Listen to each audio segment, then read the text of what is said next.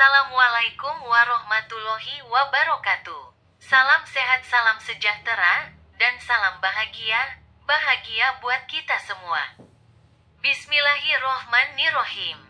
Alhamdulillahirobbil alamin. Ashadu alla ilaha illallah wasadu anna Muhammad Rasulullah. Allahumma sholli wa salim ala Sayyidina Muhammad wa ala ali Muhammad. Ada 3 hal yang wajib dihindari ketika terjadi pertengkaran dalam keluarga.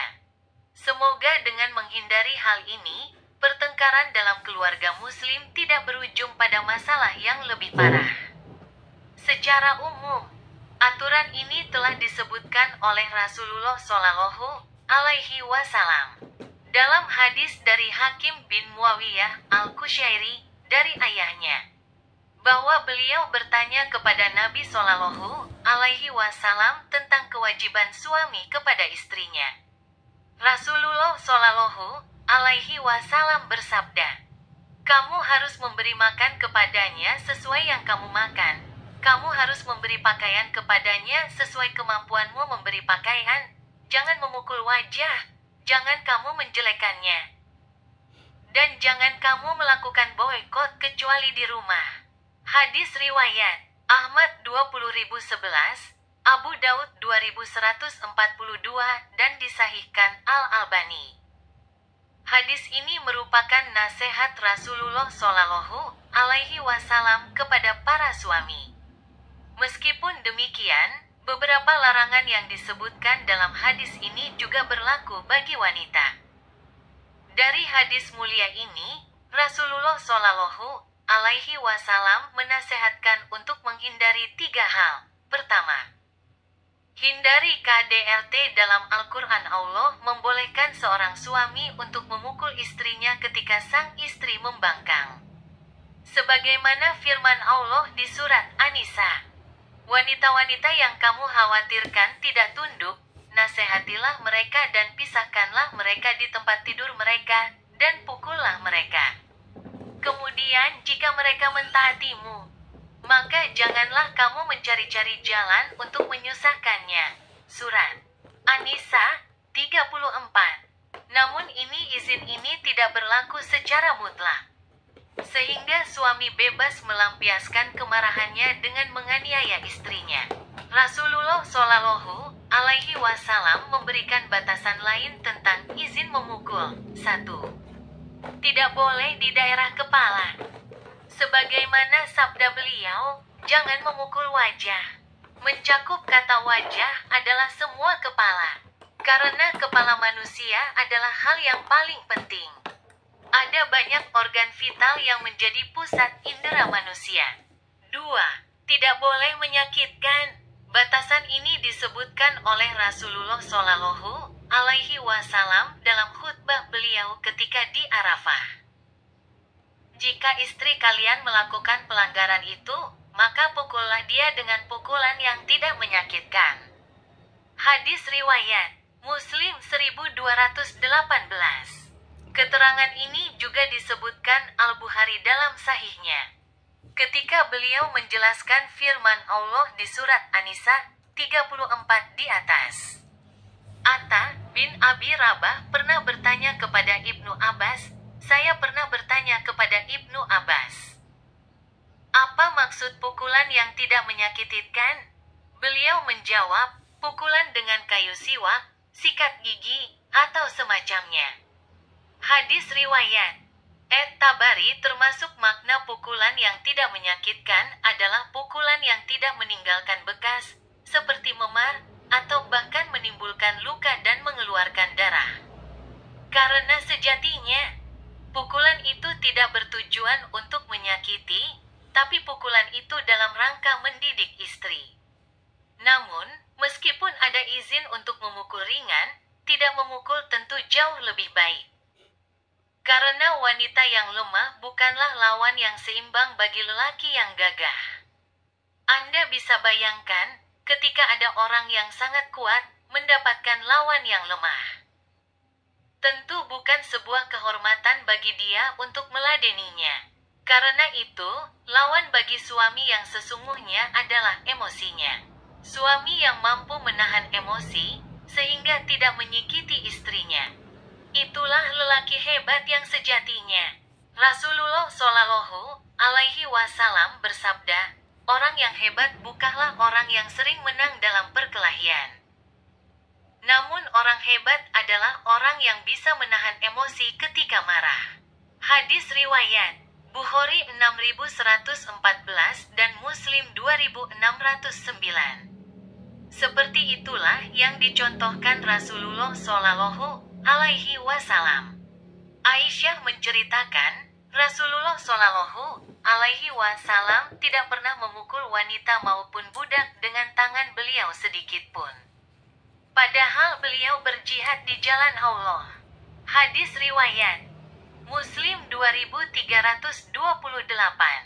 Maksud pernyataan Aisyah, padahal beliau berjihad di jalan Allah untuk membuktikan bahwa sejatinya Rasulullah Shallallahu Alaihi Wasallam adalah sosok yang pemberani. Beliau pemberani di hadapan musuh, bukan pemberani di hadapan orang lemah. Beliau tidak memukul wanita atau orang lemah di sekitarnya. Karena memukul orang lemah bukan bagian dari sifat pemberani. Kedua, hindari caci maki siapapun kita, tidak akan bersedia ketika dicaci maki. Karena itulah, syariat hanya membolehkan hal ini dalam satu keadaan, yaitu ketika seseorang dizalimi. Syariat membolehkan orang yang dizalimi itu untuk membalas kezalimannya dalam bentuk cacian atau makian. Allah berfirman, Allah tidak menyukai ucapan buruk, caci maki, yang diucapkan dengan terus terang kecuali oleh orang yang dianiaya. An-Nisa 148. Setidaknya, ketika dia tidak mampu memberi balasan secara fisik, dia mampu membalas dengan melukai hati orang yang menzaliminya. Dalam ikatan rumah tangga, syariat memotivasi kaum muslimin untuk menciptakan suasana harmonis. Sehingga sampai pun terjadi masalah, balasan dalam bentuk caci maki harus dihindarkan. Karena kalimat cacian dan makian akan menancap dalam hati, dan bisa jadi akan sangat membekas. Sehingga akan sangat sulit untuk bisa mengobatinya. Jika semacam ini terjadi, sulit untuk membangun keluarga yang sakinah. Karena itulah, Rasulullah Shallallahu Alaihi Wasallam menasehatkan jangan sampai seseorang mencaci pasangannya. Apalagi membawa-bawa nama keluarga atau orang tua, yang umumnya bukan bagian dari masalah. Beliau bersabda, jangan kamu menjelekannya, dalam Syarh Sunan Abu Daud dinyatakan. Jangan kamu ucapkan kalimat yang menjelekkan dia, jangan mencacinya, dan jangan doakan keburukan untuknya. Aunul Mabud Syarh Sunan Abu Daud. Perlu kita ingat bahwa cacian dan makian kepada pasangan yang dilontarkan tanpa sebab, termasuk menyakiti orang mukmin atau mukminah yang dikecam dalam Al-Quran. Allah berfirman, orang-orang yang menyakiti orang-orang yang mukmin dan mukminat tanpa kesalahan yang mereka perbuat, maka sesungguhnya mereka telah memikul kebohongan dan dosa yang nyata. Surat Al-Ahzab 58. Marah kepada suami atau marah kepada istri, bukan alasan pembenar untuk mencaci orang tuanya. Terlebih ketika mereka sama sekali tidak bersalah. Allah sebut tindakan semacam ini sebagai dosa yang nyata. Ketiga, jaga rahasia keluarga bagian ini penting untuk kita perhatikan. Hal yang perlu disadari bagi orang yang sudah keluarganya. Jadikan masalah keluarga sebagai rahasia Anda berdua. Karena ketika masalah itu tidak melibatkan banyak pihak, akan lebih mudah untuk diselesaikan. Terkait tujuan ini, Rasulullah Shallallahu Alaihi Wasallam menasehatkan, jangan kamu boikot istrimu kecuali di rumah, ketika suami harus mengambil langkah memboikot istri karena masalah tertentu. Jangan sampai boikot ini tersebar keluar sehingga diketahui banyak orang. Sekalipun suami istri sedang panas emosinya, namun ketika di luar, harus menampakkan seolah tidak ada masalah. kecuali jika Anda melaporkan kepada pihak yang berwenang dalam rangka dilakukan perbaikan. Siapakah pihak yang berwenang? Pihak yang posisinya bisa mengendalikan dan memberi solusi atas masalah keluarga. Dalam hal ini bisa KUA, hakim, ustadz yang amanah, atau mertua. Kami sebut mertua karena dia berwenang untuk mengendalikan putra-putrinya. Dan ini tidak berlaku sebaliknya. Agar tidak salah paham, berikut keterangan lebih rinci ketika suami melakukan kesalahan.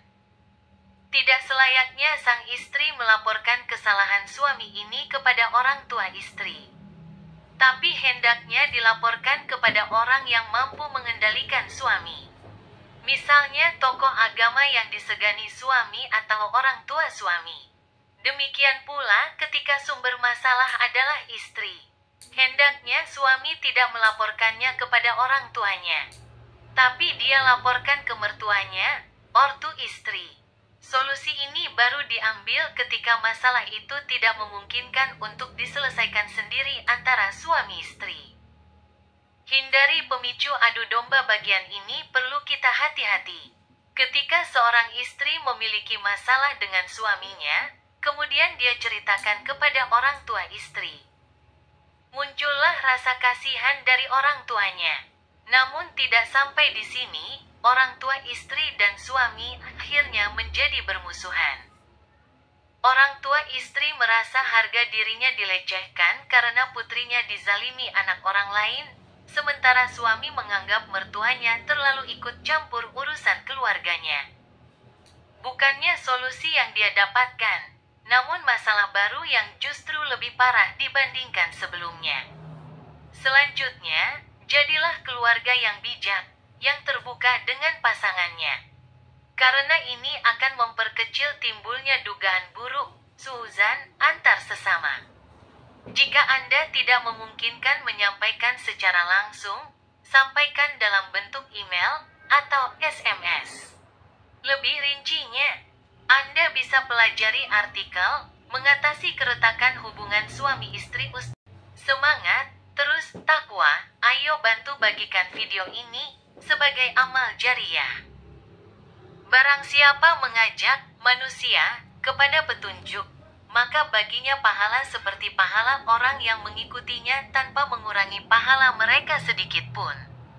Hadis riwayat Muslim. Jangan lupa di-subscribe ya. Demikian ada kekhilafan dan kesalahan mohon dimaafkan. Semoga bermanfaat. Terima kasih dan wassalamualaikum warahmatullahi wabarakatuh.